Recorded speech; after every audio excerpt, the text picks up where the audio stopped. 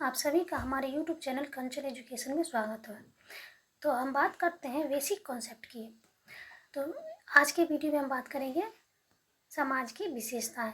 जानेंगे कि समाज की विशेषताएं कौन कौन सी है और क्या है। तो समाज जो है एक अमूर्त धारणा है जो एक समूह के सदस्यों के बीच पाए जाने वाले पारस्परिक संबंधों की संपूर्णता का बोध कराती है। समाज को जो है स्पष्ट रूप से समझने हेतु उसकी प्रमुख विशेषताओं को समझना काफ़ी आवश्यक प्रतीत होता है, जो विशेष महत्वपूर्ण एवं प्रमुख है। फर्स्ट पॉइंट है अमूर्त, दूसरा है पारस्परिक जागरूकता, तीसरा है समानता और भिन्नता, चौथा है सहयोग एवं संघर्ष, पांचवा है पारस्परिक निर्भरता। नंबर 6 है परिवर्तनशील प्रकृति तथा 7 नंबर है समाज केवल मनुष्य तक ही सीमित नहीं है, जिसकी चर्चा हम आगे विस्तार से करेंगे। तो अब हम बात करते हैं फर्स्ट पॉइंट की, वो है अमूर्त। समाज जो है अमूर्त है। समाज के निर्माण का आधार सामाजिक संबंध है। सामाजिक संबंधों को न तो देखा जा सकता है और न ही स्पर्श किया जा सकता है। इसे अनुभव की सहायता से जाना जाता है, अतः सामाजिक संबंध जो है अमूर्त है। अर्थात समाज को अमूर्त के रूप में देखा जाता है। समाज का निर्माण का आधार जो है तो होता है वो सामाजिक संबंध से जुड़ा हुआ होता है। इस सामाजिक संबंध जो होते हैं उसको तो ना ही देखा जाता है और ना ही उसको स्पर्श किया जाता है, बस इसे अनुभव की सहायता से ही जाना और समझा जा सकता है। फलतः जो है सामाजिक संबंधों से निर्मित समाज जो होते हैं वो अमूर्त होते हैं। सेकेंड पॉइंट है पारस्परिक जागरूकता। समाज में पारस्परिक जागरूकता की विशेषता पाई जाती है, जिसका तात्पर्य होता है एक दूसरे के प्रति जागरूक होना। यह जागरूकता जो है प्रत्यक्ष और अप्रत्यक्ष दोनों हो सकती है। पारिवारिक व्यवस्था में यह प्रत्यक्ष रूप में देखा जाता है, यानी कि समाज में जो है पारस्परिक जागरूकता की विशेषता पाई जाती है। पारस्परिक जागरूकता का तात्पर्य होता है एक दूसरे के प्रति जागरूक होना। समाज का आधार जो है सामाजिक संबंध से जुड़ा होता है और वे ही सामाजिक होंगे जो पारस्परिक परिचय व जागरूक स्थिति में जो है स्थापित किया जाएगा। यह जागरूकता जो है प्रत्यक्ष और अप्रत्यक्ष दोनों रूपों में देखा जाता है। ज़्यादातर पारिवारिक व्यवस्था में जो है यह प्रत्यक्ष रूप में देखा जाता है। जैसे हम किसी की जीवनी पढ़कर या सुनकर प्रभावित होते हैं तो हमारे विचार व कर्म पर जो उसका प्रभाव भी होता है, तो यह अप्रत्यक्ष जागरूकता होती है।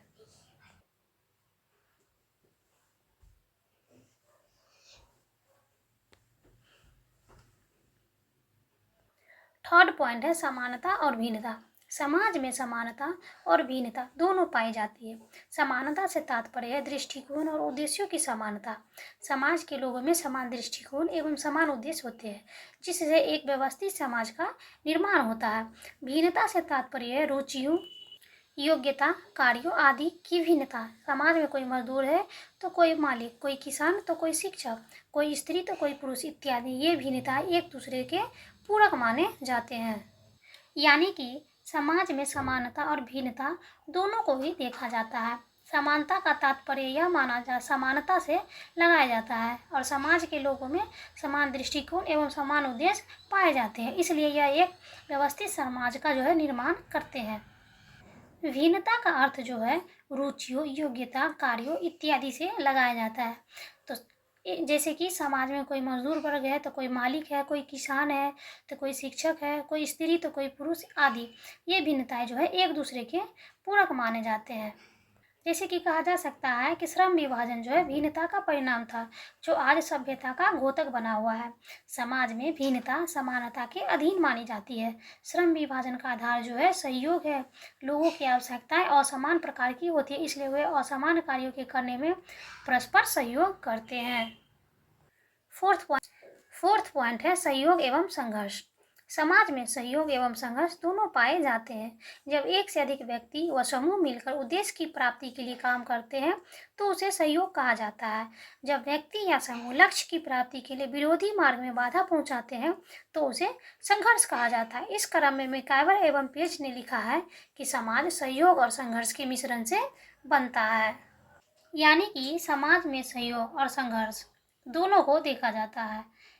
इससे यह पता चलता है कि व्यक्ति जब मिलजुल कर समूह के उद्देश्य की प्राप्ति के लिए काम करते हैं तो उसको सहयोग कहा जाता है।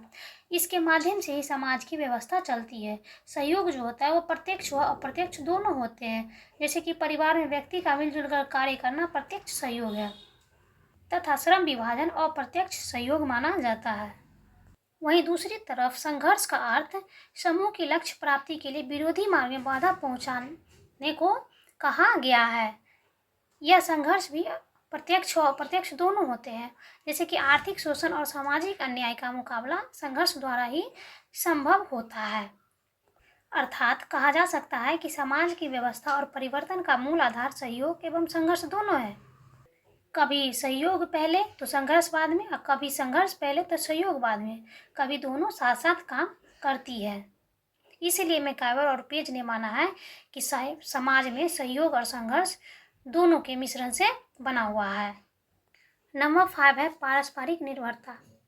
समाज की एक प्रमुख विशेषता पारस्परिक निर्भरता है। मानव अपनी आवश्यकताओं की पूर्ति अकेले नहीं कर सकता, उसे एक दूसरे पर निर्भर रहना पड़ता है। यह निर्भरता एक के लिए नहीं है, सभी के लिए। यह इस निर्भरता के कारण ही व्यक्ति समूह एवं समूह के बीच सहयोग व समानता का विकास होता है। यानी कि समाज में पारस्परिक निर्भरता का होना आवश्यक माना जाता है, जो मानव की आवश्यकताओं की पूर्ति के लिए होता है। लेकिन यह पूर्ति जो अकेले नहीं कर सकता है, उसे एक दूसरे पर निर्भर रहना ही पड़ता है। और यह निर्भरता जो है व्यक्ति समूह एवं समूह के बीच सहयोग और समानता का विकास करता है। 6 पॉइंट है परिवर्तनशील प्रकृति। समाज की प्रकृति परिवर्तनशील होती है। समय अनुसार मानवीय आवश्यकता व विचार परिवर्तित होते हैं। आवश्यकताओं व विचारों में परिवर्तन पारस्परिक संबंधों में परिवर्तन लाता है। संबंधों में परिवर्तन होने से समाज भी परिवर्तित होता है, जिससे आज का मानव समाज पूर्व से भिन्न है। इस क्रम में स्पेंसर ने कहा है कि परिवर्तन समाज का नियम है। अर्थात समाज को एक परिवर्तनशील समाज माना गया है। समय के हिसाब से मानव की आवश्यकताएं तथा विचार इत्यादि जो है वो परिवर्तित होते रहते हैं और आवश्यकताओं व विचारों में भी परिवर्तन देखा जाता है तथा यह पारस्परिक संबंधों में भी परिवर्तन लाता है। ये इन सभी संबंधों में परिवर्तन होने से जो है समाज भी परिवर्तित होता रहता है, जिससे आज का मानव जो है समाज जो है वो पूर्व से भिन्न हो गया है। इसलिए कहा गया है परिवर्तन ही समाज का नियम है। 7 एंड लास्ट पॉइंट है समाज केवल मनुष्य तक ही सीमित नहीं है। इस क्रम में मैकाइवर एंड पेज का मानना है कि जहाँ भी जीवन है वहाँ समाज है। इसका अर्थ यह लगाया गया है कि मैकाइवर के अनुसार कि जहाँ भी जीवन है वहाँ समाज है। यानी कि जीवन मनुष्य तक ही सीमित नहीं है, बल्कि जीव जंतु पशु पक्षी इत्यादि ये सभी भी जीवन है, इसलिए वहाँ भी समाज को माना गया है। इस क्रम में उपर्युक्त तथ्यों के आधार पर कहा जा सकता है कि पशुओं पक्षियों कीड़ों मकोड़ों में भी जीवन है, अतः वहाँ भी समाज है। दरअसल पारस्परिक जागरूकता समाज का आधार है। कुछ खास पशुओं पक्षियों में जागरूकता देखने को मिलती है, जैसे कि गोरिल्ला, हाथियों, दीमकों व चींटियों में।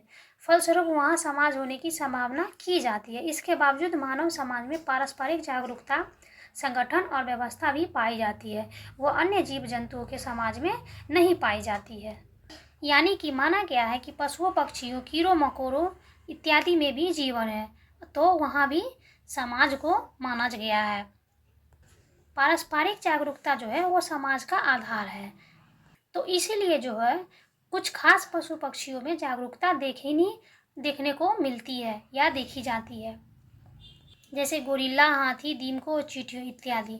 फलस्वरूप वहाँ भी समाज होने की संभावना की जाती है।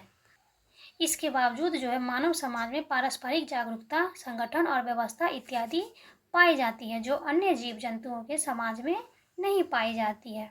तो आज का हमारा टॉपिक था समाज की विशेषताएं, जिस पर हमने विस्तारपूर्वक चर्चा की है तथा यह बतलाने का प्रयास किए हैं कि समाज की विशेषताएं क्या है। इससे समाज की अवधारणा भी एकदम स्पष्ट हो जाती है, जिसके अंतर्गत हमने 7 पॉइंटों की चर्चा की है, जिससे हमें यह ज्ञात होता है कि समाज किन किन रूपों में पाया और देखा जाता है। So thanks. वीडियो अच्छी लगी तो like share comment and subscribe ज़रूर करें।